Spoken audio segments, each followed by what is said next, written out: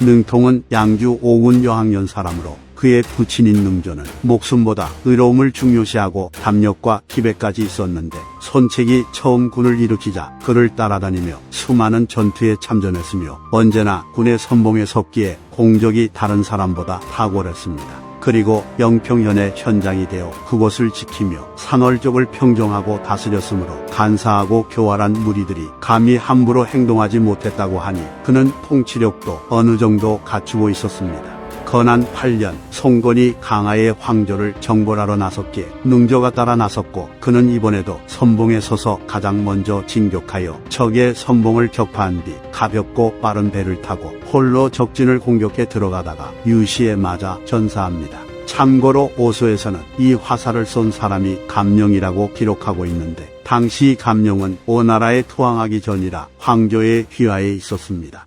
능조가 죽었기에 송건은 그와 관련된 일을 처리해야 했는데 좌우에 있는 사람들 대다수가 능조의 아들인 능통을 칭찬하고 추천했습니다. 그래서 송건은 능통의 나이가 15살밖에 되지 않았지만 그의 평판이 좋았기도 했고 그의 부친인 능조가 국가의 일을 하다가 죽은 것을 감안하여 능통을 별부사마로 임명한 뒤 파적도 위에 직책도 대행하도록 했으며 부친의 병사들까지 거느리게 해줍니다.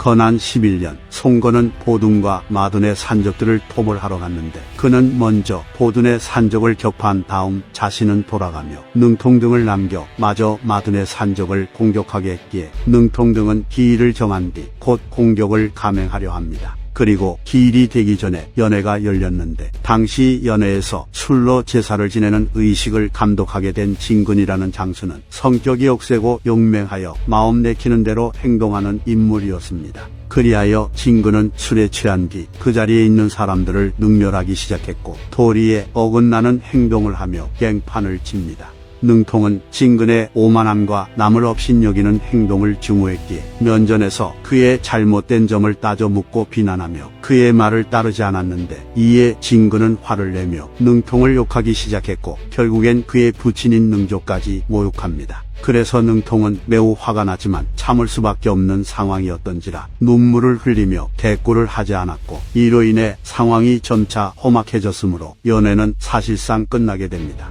하지만 진근은 여기서 그치지 않고 능통을 따라가 흉악하고 인륜에 어긋나는 행동을 하며 또 능통을 모욕하였고 결국 능통은 참지 못하고 칼을 뽑아 진근을 공격합니다. 이로 인해 진근은 큰 상처를 입고 실려가 치료를 받았으나 며칠 뒤에 죽어버렸으니 능통은 적과의 전투를 앞두고 아군 장수를 죽이는 실책을 범한 것입니다.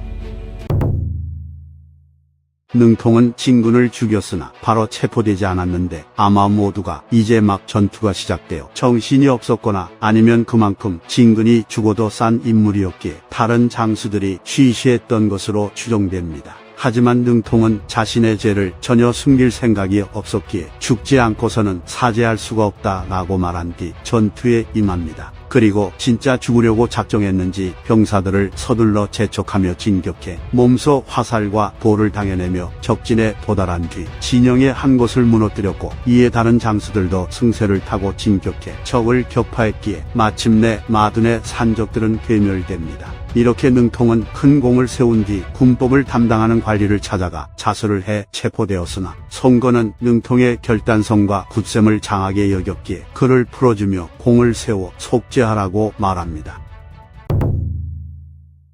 건한 13년 송건은 다시 황조를 정벌하러 나서며 능통을 선봉으로 삼았는데 능통은 측근 수십 명과 함께 한 배에 타고 송건의 봉군보다 수십 리 앞서서 진격해 나갔습니다. 그리고 우광으로 들어가 황조의 장수인 장석의 목을 베었고 봉습 등과 함께 전력을 다해 황조가 있는 성을 공격해 함락시키는 공을 세웁니다. 이 외에도 적벽대전, 남군 공방전, 환현정벌, 익양배치 등 오나라의 굵직한 전투에는 모두 참여의 공을 세웠기에 당구 중랑장으로 승진하고 회국의 상의 직책도 겸합니다.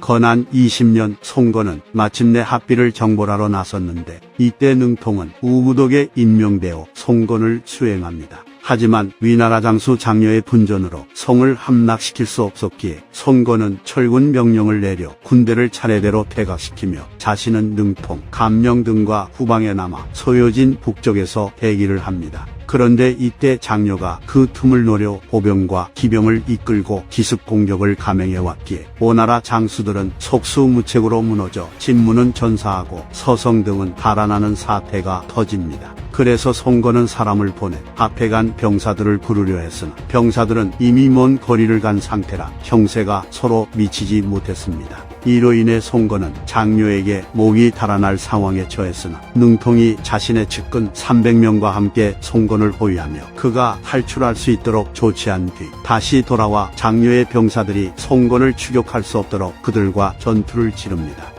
전투가 어찌나 치열했던지 능통의 측근 300명 모두가 전사했고 능통도 간신히 목숨만 건진 채로 전장에서 벗어났는데 하필이면 돌아가는 길이 끊기는 바람에 갑옷을 입은 상태로 물길을 걸어가며 퇴각을 했습니다. 송건은 능통이 살아서 돌아오자 놀라고 매우 기뻐했으나 능통은 자신의 측근들 중에서 살아 돌아온 자가 한 명도 없는 것을 가슴 아파하며 비통함을 이기지 못했습니다. 그러자 송건은 소매를 당겨 능통을 닦아주고 공적, 죽은 사람은 어쩔 도리가 없는 것이고 그대가 살아있기만 하면 되는데 어찌 사람이 없음을 걱정하시오 라고 말하며 그를 위로합니다. 그리고 오서에 따르면 능통의 상처가 매우 심각했기에 송건은 능통이 자신의 배에 머무르도록 했고 탁시의 양약을 얻어 극진히 치료했으므로 능통은 살아날 수 있었습니다. 이후 송건은 자신을 구한 능통의 공적을 높이 평가하여 그를 편장군으로 임명하고 본래의 병사보다 2배나 많은 수의 병사를 하사합니다.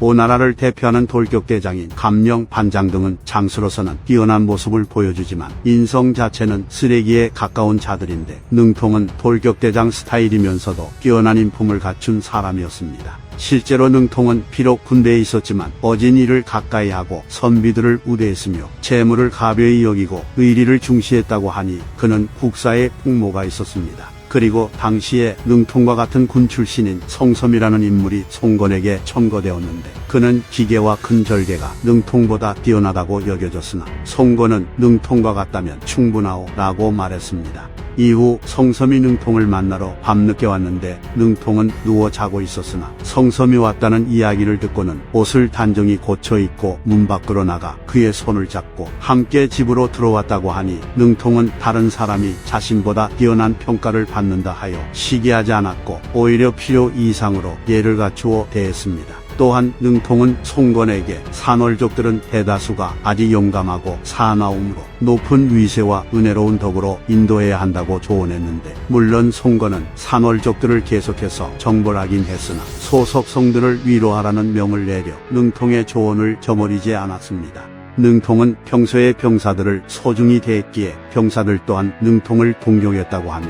한 번은 능통이 고향편을 지나게 되어 그곳의 관청을 방문했는데 그곳의 관리가 삼판을 품고 있는 것을 보고는 공경하게 예를 다하며 마치 오래된 신하를 만난 것 같이 친근하게 대하였으니 그의 은혜와 독의 융성함이 이와 같았습니다.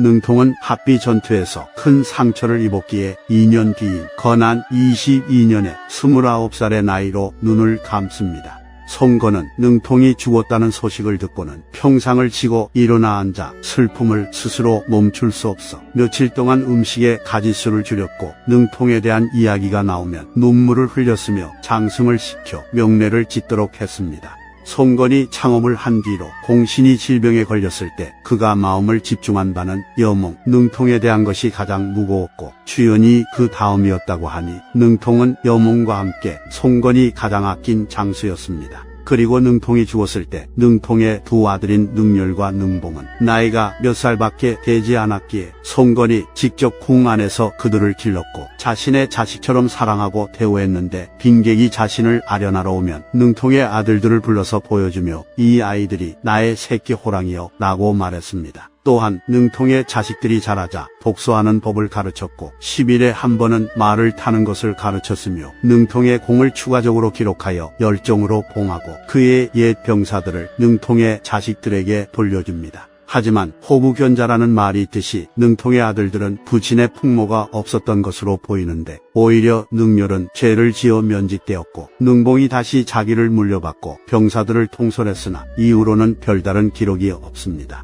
소설인 삼국지 연의에서는 능통이 부친의 원수인 감룡과 화해하는 모습으로 그려지지만 현실은 정반대였습니다. 오서에 따르면 능통은 감룡이 자신의 부친을 죽였기에 그를 원망하고 있었고 감룡은 늘 능통을 경계하여 둘은 만나지도 않았는데 이에 송건은 능통에게 명하여 감룡을 원망해서는 안 된다고 말했습니다. 일찍이 여몽이 자신의 집에서 연회를 열어 능통과 감룡이 함께 참석한 적이 있었는데 감룡이 술을 마시자 갑자기 능통이 칼춤을 추기 시작했고 감룡 또한 나 감룡은 쌍극으로 춤을 출 수 있어 라고 말하며 자리에서 일어나 함께 칼춤을 춥니다. 그래서 여몽은 저 둘을 그대로 뒀다간 사달이 날 거라 여겼기에 감룡이 아무리 유능하다고는 하나 나 여몽의 기교에는 미치지 못할 것이오 라고 말한 뒤 칼과 방패를 쥐고 몸소 둘의 사이를 갈랐으므로 최악의 사태는 벌어지지 않았습니다. 이후 송건은 이 소식을 듣고 능통의 뜻을 알았기에 감룡과 능통을 같은 지역에 배치하지 않았습니다. 이상 삼국지 인물 열전 능통편 마치겠습니다. 시청해주신 휴머님들께 감사드립니다.